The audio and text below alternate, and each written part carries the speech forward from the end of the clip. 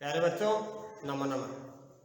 हमने वैदिक साहित्य के इतिहास में ऋग्वेद का साहित्य पढ़ा, यजुर्वेद का साहित्य पढ़ा और आज हम सामवेद के साहित्य के विषय में जानना चाहते हैं कि सामवेद होता क्या है। प्यारे बच्चों, सामवेद का जो मुख्य विषय है वह गान है। गान का मतलब संगीत, यानी यज्ञ के दौरान जो मंत्रों को गाया जाता है। तो सामवेद का जो विषय है वह गान है। गान से तात्पर्य है कि वैदिक मंत्रों को यज्ञ करते समय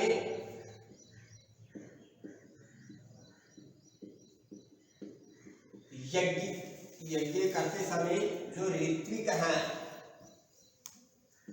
वो गाते हैं। अब ऋत्विक कितने हैं?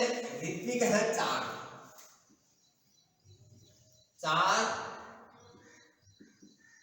ऋत्विक होते हैं और ये चारों ऋत्विक होते हैं होता।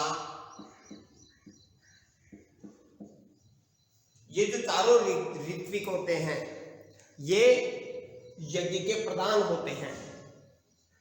यज्ञ के प्रधान होते हैं जिसमें होता, अदर्व्यु, उद्गाता और ब्रह्मा। होता, अदर्व्यु,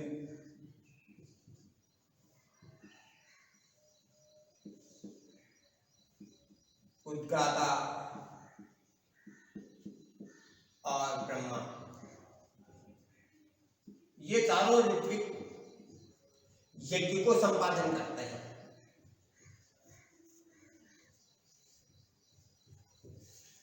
ये चारों यज्ञ को संपादित करते हैं।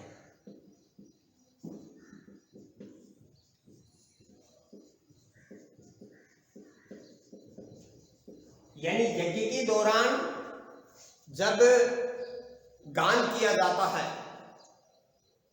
यज्ञ मंत्रों का गान किया जाता है, तो ये चारों जो हैं ऋत्विक ये यज्ञ का संपादन करते हैं। अब ऋग्वेद में आपको पहले ही बताया था, ये इसके जो ऋत्विक हैं वह होता, अदर्व्यु, उद्गाता और ब्रह्मा है। ऋग्वेद का जो होता है वह ये होता ऋत्विक है, ये ऋग्वेद से संबंधित है। ये यजुर्वेद से संबंधित है, ये यजुर्वेद का है। ये सामवेद के हैं और इसके जो ऋत्विक हैं वो अथर्ववेद के हैं।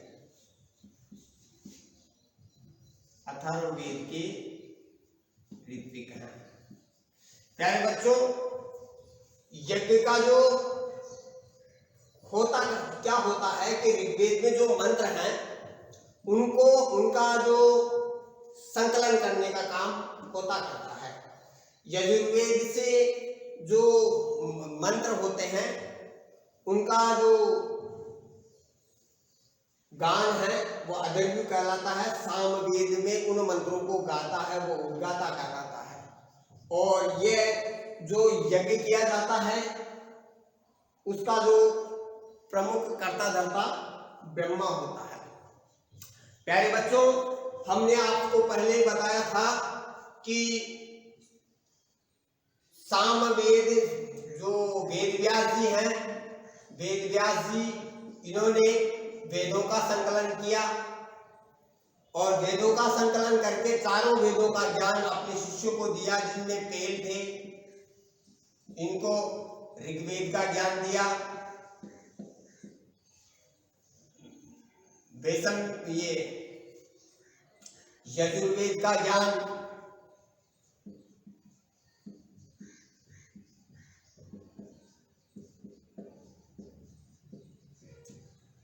यजुर्वेद का ज्ञान वैषम्य पायन को दिया।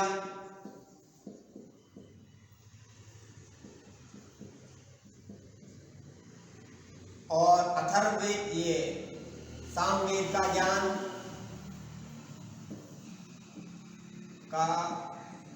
या उपदेश उन्होंने जैमिनी को दिया। तो जो मुख्य आचार्य हुए बाद में सामवेद वेदव्यास जी के बाद में जो आचार्य हुए प्रमुख आचार्य ये जैमिनी हैं। तो कहने का तात्पर्य है कि सामवेद के जो आचार्य हैं वह जैमिनी हैं।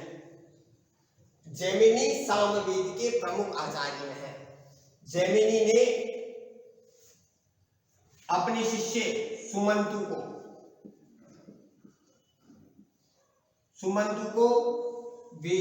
सामवेद का उपदेश दिया। सुमंतु ने अपने शिष्य सुनवान को सामवेद का उपदेश दिया और सुनवान ने अपने शिष्य सुकर्मा को सामवेद का उपदेश दिया। प्यारे बच्चों, इस प्रकार से सामवेद की ये जो गान की परंपरा है, उपदेश देने की परंपरा है, वो कंटिन्यू चलती रही। हम जानते हैं कि वेदव्यास जी ने वेदों का संकलन किया था। इसमें सामवेद का जो उपदेश देने का काम था जैमिनी ने अपने शिष्य सुमंतु को दिया, सुमंतु ने सुनवान को दिया, सुनवान ने सुकर्मा को दिया और ये परंपरा चलती रही। प्यारे बच्चों, इसकी जो सामवेद की जो शाखाएं हैं, सामवेद की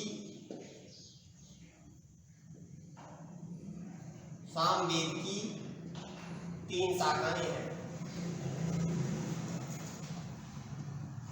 3 शाखाएं हैं। ये क्रमशः पहली, दूसरी, तीसरी सामवेद की 3 शाखाएं हैं, जिसमें पहली शाखा है राणायनीय शाखा। इसके राणायनीय शाखा के 2 भाग हैं। पहला भाग है, इसके 2 भाग हैं। राणायनीय शाखा इसके 2 भाग हैं। पहला पूर्वार्चिक और दूसरा है उत्तरार्चिक।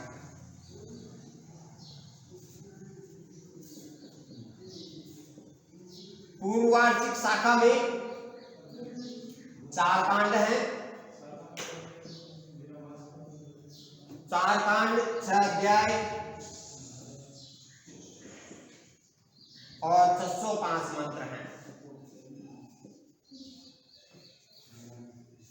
राणायनीय शाखा के पहली शाखा है राणायनीय शाखा। इसके 2 भाग हैं, पूर्वार्चिक और उत्तरार्चिक।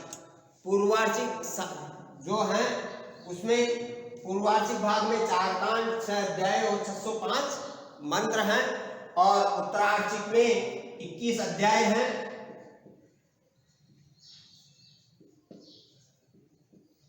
21 अध्याय हैं और 1225 मंत्र हैं। मंत्र मिलते हैं। प्यारे बच्चों, इसके राणायनी शाखा के बाद दूसरी जो शाखा है वह है कौथुमीय शाखा।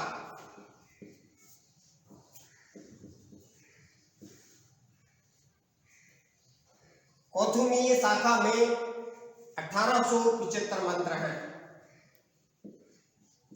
1875 मंत्र हैं।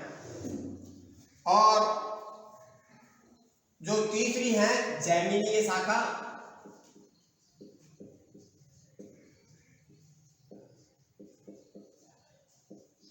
इसमें 1687 मंत्र हैं। इस प्रकार ये जो शाखाएं हैं भिन्न भिन्न प्रदेशों में बहुत प्रसिद्ध हैं। ये जो शाखा है, ये जो शाखा है, ये महाराष्ट्र में प्रसिद्ध है। महाराष्ट्र राज्य में प्रसिद्ध है और सर्वाधिक लोकप्रिय शाखा है।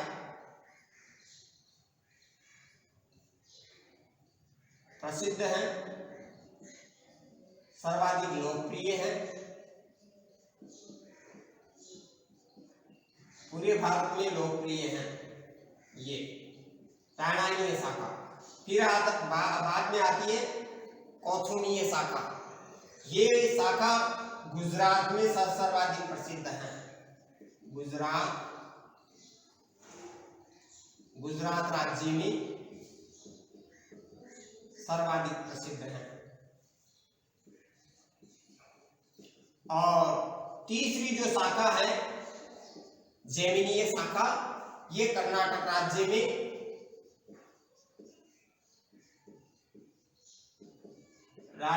अर्थात दक्षिण भारत में कर्नाटक राज्य में प्रसिद्ध है। प्यारे बच्चों, ये जो हमें सामवेद की जो संक्षिप्त जानकारी हमने प्राप्त की है, इसके अलावा सामवेद के विषय में कहा गया है कि वेदानां सामवेदोऽहम्। सामवेद की महिमा का वर्णन करते हुए भगवान श्री कृष्ण ने गीता के उपदेश में कहा है कि वेदानां सामवेदोऽहम्, वेदों में सामवेद में हूं।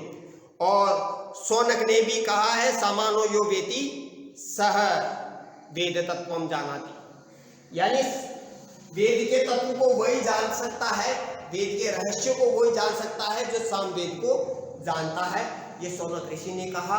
और इसके अलावा भगवान श्री कृष्ण ने गीता में सामवेद के महत्व को प्रतिपादित करते हुए कहा कि वेदानां सामवेदोऽहम्, वेदों में मैं सामवेद हूं, श्रेष्ठ हूं। इसलिए इसके महत्व को प्रतिपादित किया है। सामवेद में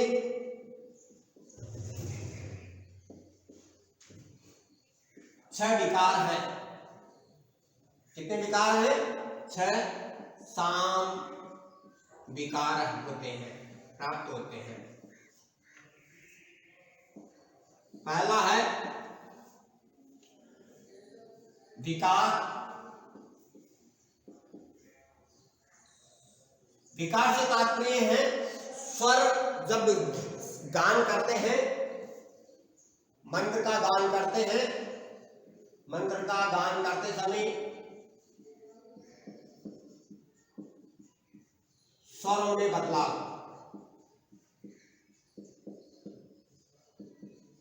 बदलाव को विकार कहते हैं। दूसरा है विश्लेषण।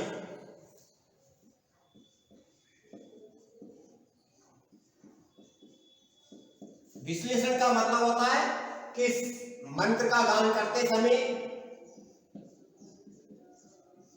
मंत्र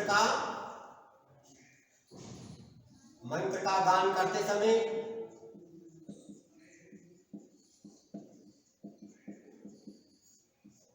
शब्द का विच्छेद करना, यानी विच्छेद करते हुए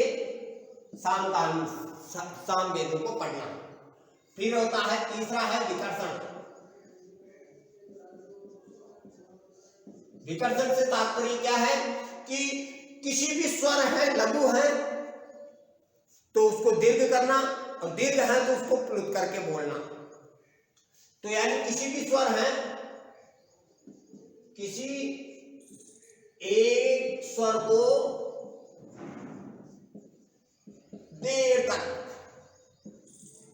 देर तक खींचना, मतलब लघु स्वर को दीर्घ करना और अथवा दीर्घ स्वर को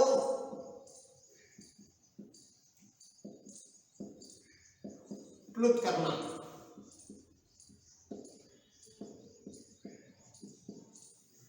चौथा हमारा जो आता है वह है अभ्यास, यानी बार बार दोहराना, मंत्र को बार बार दोहरान करना, यह अभ्यास कहलाता है। इसके बाद होता है पांचवा है विराम। विराम का मतलब होता है कि मंत्र का गान करते समय थोड़ी समय के लिए रुकना। मंत्र का गान करते समय थोड़े समय के लिए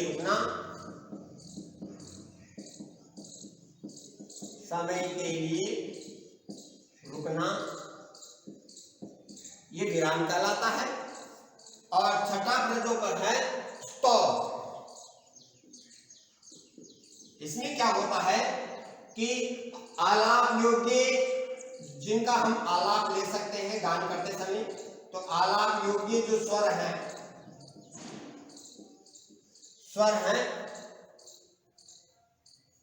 या पद हैं, पद को ऊपर से जोड़ना, यानी उसको उच्च स्वर में जोड़ना। अब संस्कृत साहित्य में जो छंद है सामवेद में दो प्रकार के छंदों का प्रयोग किया गया।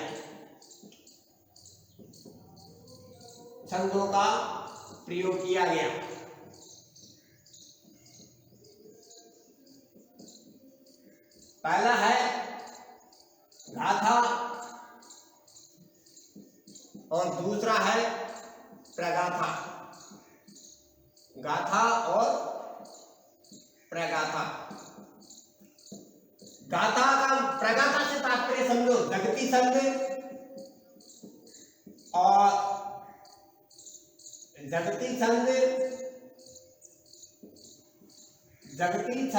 और गायत्री छंद से मिलकर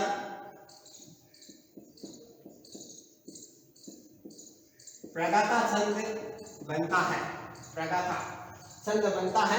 और गाथा का मतलब होता है गायत्री छंद के अलावा अन्य छंद हो।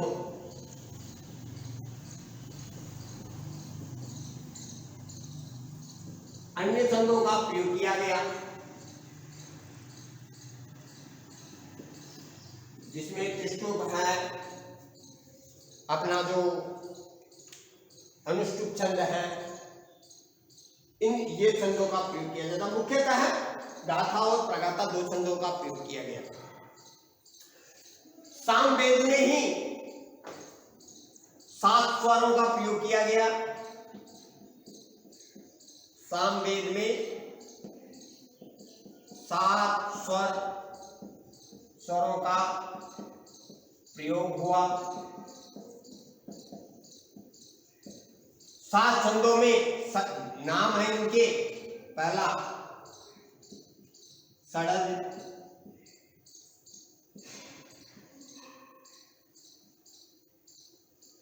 दूसरा है ऋषभ, तीसरा जो छंद है वो गांधार, स्वर गांधार, फिर मध्यम, पंचम, धेवत और निषाद।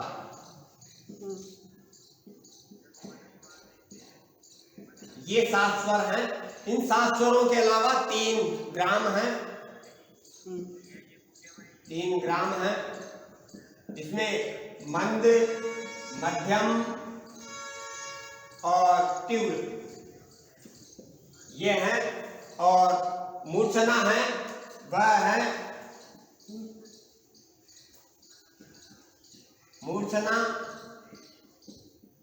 मूर्छना में 7 स्वर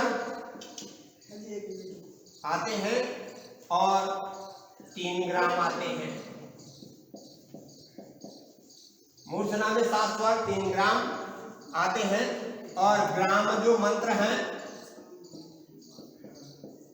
ग्राम मंत्र 4 प्रकार के हैं।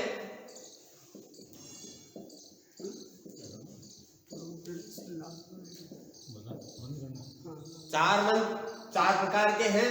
पहला है ग्राम मंत्र 4 प्रकार के हैं। ग्राम गान,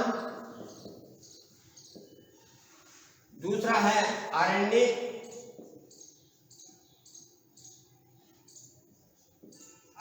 गान,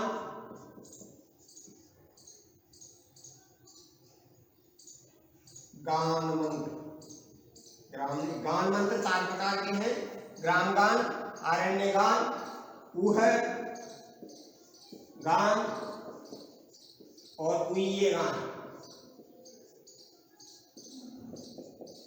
प्यारे बच्चों, गांव में जो गाने वाला गान है, प्रकृति वर्णन वाला गान है, जो ग्राम्य गान कहलाता है। अरण्य में, जंगलों में जो रहस्यों का गान, देखिए कि ये रहस्यों का गान किया जाता है, वो आरण्य गान किया जाता है। ऊह और उइये गान दोनों का मिश्रण होता है।